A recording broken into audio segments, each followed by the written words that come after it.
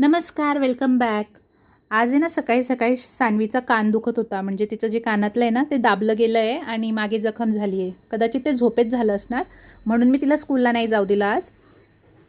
तर घरी राहिल्यामुळे तिच्या फरमाईशी सुरू झाल्या. आज तिने सांगितलं मला काहीतरी गोड खायला दे. तर मी बाहेरची चॉकलेट कधी देत नाही जास्त करून, म्हणजे दिली तर कधीतरी, पण शक्यतो मी घरीच तिला लाडू वगैरे बनवून देते. तर आज शेंगदाण्याचे लाडू मी करते तिच्यासाठी. तर पाव किलो असतील अंदाजे हे शेंगदाणे आणि तेवढाच गूळ मी इथे घेतला आहे. ती फारशी घरी राहत नाही, ती शाळेत नियमित जाते कारण तिला आवडतं. तर आज मीच तिला नको जाऊ म्हणून सांगू दिलं, कारण तिचे पप्पा ते तिचे कानातले आता काढून आणतील. गुळाचा पाक तयार झाला आहे आणि आता यात मी शेंगदाणे जे थोडे जाडे भरडे मी मिक्सरमध्ये काढून घेतले ते घातलेत आणि आता लाडू वळून घेईल. हे सगळे कामं मला हा पिल्लू झोपलेला असतो ना त्यावेळेसच करायला जमतं.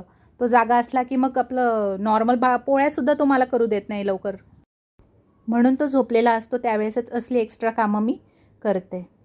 अशा पद्धतीने सगळे लाडू मी आता वाळून घेते.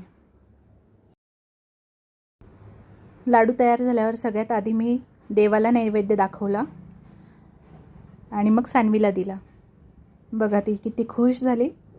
व्हिडिओ आवडला असेल तर लाईक करा. असंच डेली व्लॉग पाहण्यासाठी चॅनलला सबस्क्राईब करा. पुन्हा भेटू पुढच्या व्हिडिओसोबत. तोपर्यंत बाय.